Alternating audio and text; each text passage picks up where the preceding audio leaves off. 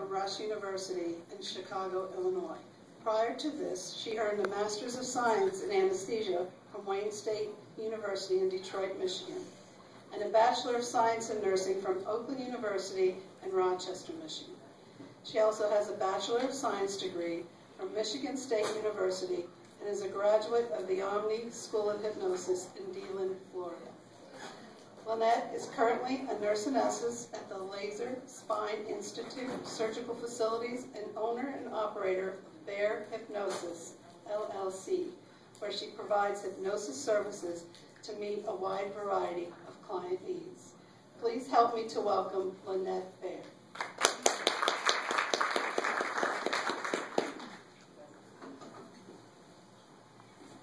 Hi everybody, it's an honor to be here. I'm so excited to talk about something I have such an incredible passion for, and I hope by the time I'm done talking that you'll share some of the passions that I have and possibly use hypnosis in your practice as well. The first thing I'd like to do before I get started is just let you know how much I appreciate the Pennsylvania Association of Nurse Anesthetists. I moved to Pennsylvania last year to work with Laser Spine Institute. We have facilities in 4 different states. And after attending the meeting here, it was the best state meeting I've ever been to. I decided I wanted to get involved in the program committee, and here I am. So I hope you like my talk. You're getting sleepy. Probably true after dinner. Most people associate hypnosis with the watch going back and forth. I'm going to give us first a little history of hypnosis so you kind of know how it all got started. Hypnosis was mentioned as early as the Bible. Now there's a few quotes that I just thought I would share just because it's kind of interesting.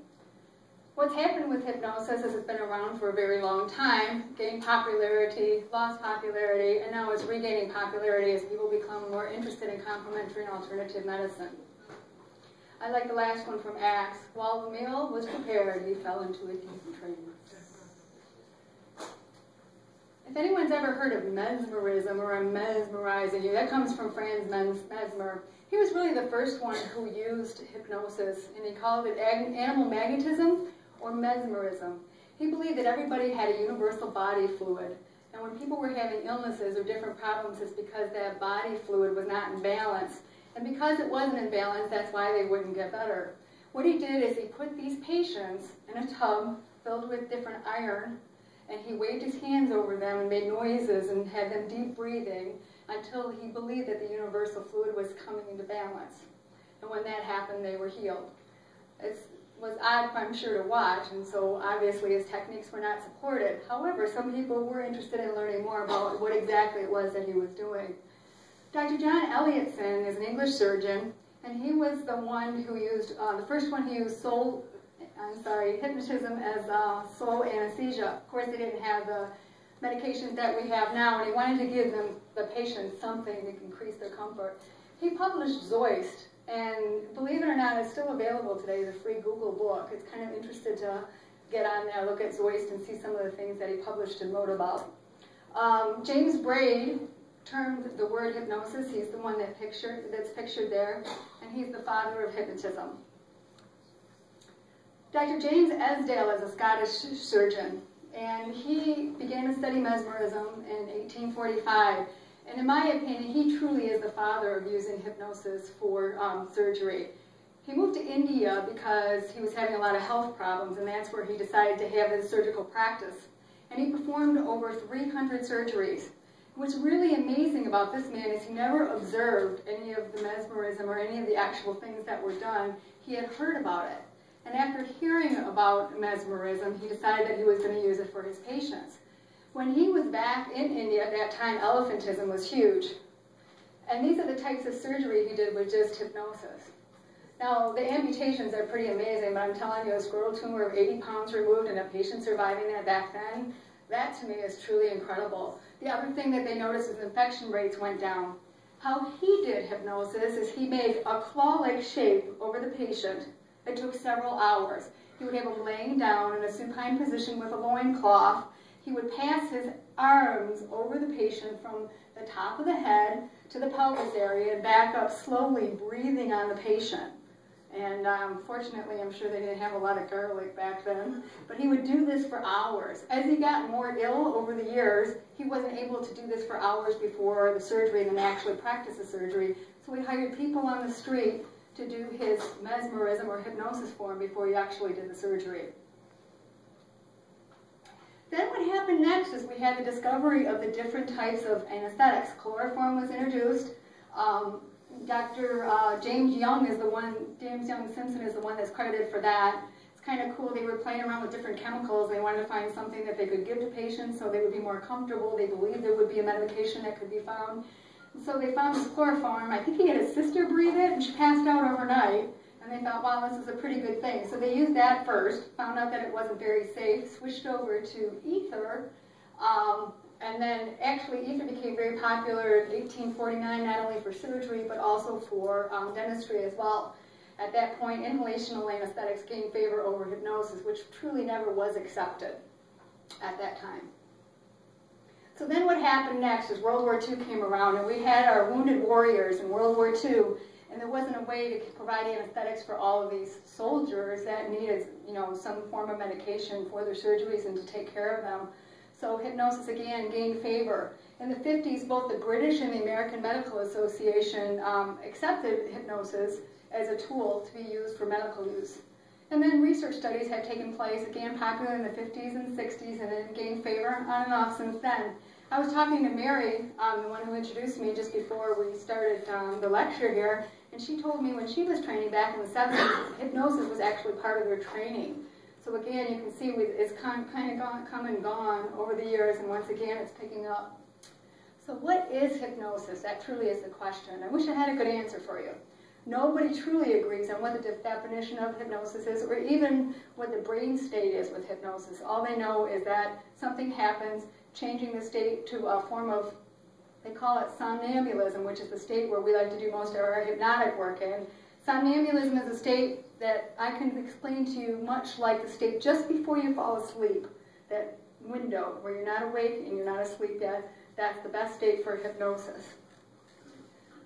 David Ellman was actually someone that was a public media person, and he was an announcer on TV, did some TV and whatnot, and he's the father of who made it popular again as time progressed. What he did was a type of induction called an Ellman induction, where you can rapidly put someone into a hypnotic state. And what his definition is that hypnosis bypasses the critical factor to create change. When they describe it as bypass the critical factor, basically what that means is it doesn't make sense to you or me how it works, how you can get rid of pain, how you can do these things. And if you get rid of that conscious thought and allow the hypnosis to take over, that's how we can create the change. So modern uses of hypnosis. I used to have, when I lived in Michigan, a 1,200 square foot office, and I would work anesthesia during the day, and then in the afternoon I did hypnosis in my office, which was an absolute blast. I got people from all over the United States. Many of you know what a lot of the modern uses are for hypnosis: smoking cessation, weight loss, phobias, test taking, relaxation, stress relief, and chronic pain relief, among many other things. But these were the most common things that I saw. And we're going to see if we can get this video to play for you. What this next video is Elvira Ling. She's a radiologist. She has done a lot of the current studies on breast patients that are having procedures done just with hypnosis for pain relief and other percutaneous procedures.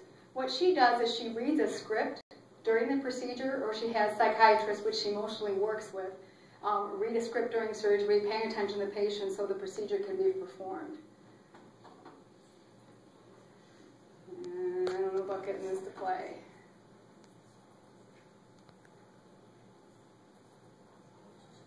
I don't think it's going to work.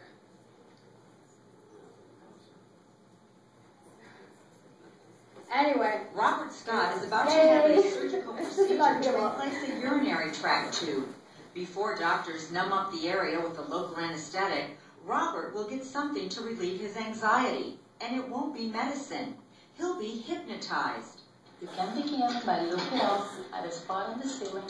Radiologist Dr. Elvira Lang uses hypnosis on many of her patients. She says it's a technique that alters your state of awareness. It's just a state of focused concentration where you don't notice as much what's going around you. We may develop an imagery, have the patient go to a safe and comfortable place. A voice that you and you alone like to do. Dr. Lang finds hypnosis has many benefits over medication. Patients had less pain, less anxiety. You saved about 17 minutes procedure time, and there were much fewer side effects.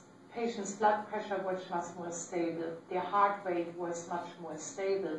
Dr. Lang says her studies show anyone can be hypnotized, and you may be surprised to know that it actually works best on people who are very anxious.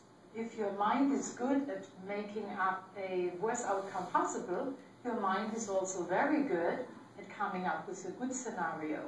Dr. Lang says that hypnosis can be used on just about any procedure that doesn't require general anesthesia, from breast biopsies to uterine fibroid tumors and angioplasties. 30 minutes after the procedure, Robert is able to walk to the recovery room on his own. So what's it feel like to be hypnotized? Robert says it's like reading a really good book. You sit on the sofa with a book, and you get into the book. And things can be going on around you, and you're not even aware of it.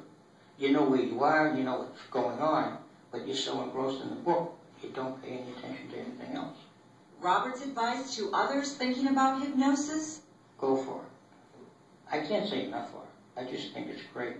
Dr. Deanna Lights for NBC News.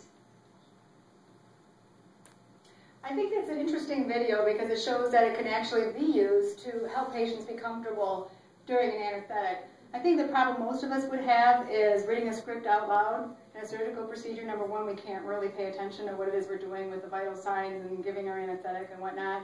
And the other problem would be, I think it would be disturbing to the surgeon and the rest of the anesthesia crew. So I did mine with recordings, which we're going to talk about in a little bit. But I would like to share with you some of the studies that were done with hypnosis and anesthesia. This one was done by Dr. Lang and a group of her colleagues. As I said, she works with psychiatrists. She keeps psychiatrists on staff, has the psychiatrist hypnotize the patients while she's working. Basically, they read a script, and everybody kind of gets the same thing, and you know, she gets what needs to be done, and it works quite well. This one here, we have 3 groups. Unfortunately, this isn't as clear as I would like it to be. This is patients having surgery for breast biopsies, and the top line, the black line here, this is a group of patients that just had sedation. This is monitoring their pain level on a scale of 0 to 6 as the procedure time goes along. This blue group here is the attention group. What the attention group is if someone's having problems, this is patient-controlled anesthesia, so they're able to push the button and say when they're uncomfortable and give themselves more fentanyl, or ask for more Versed if they wanted something for anxiety. They would just have them tell them which one they needed. So the attention one is, oh, I'm sorry you're having pain. Here, let